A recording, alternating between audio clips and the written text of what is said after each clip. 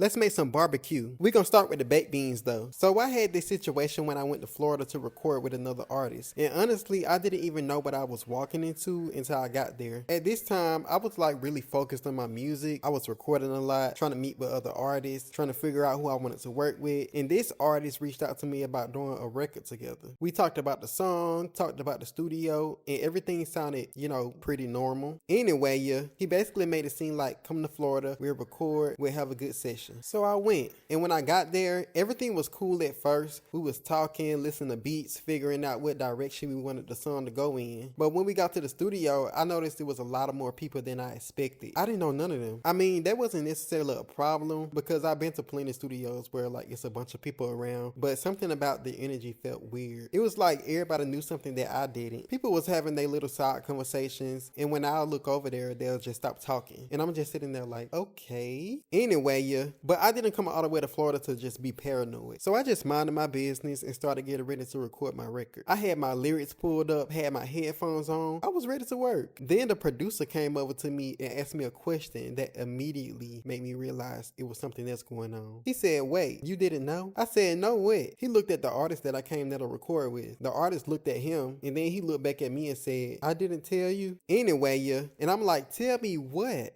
Because at this point, I'm realizing I flew all the way to Florida for a recording session, and apparently there was a whole conversation happening around me that nobody bothered to have with me. And what I found out next made me completely change my attitude about the entire trip. Come in anyway, for part 2.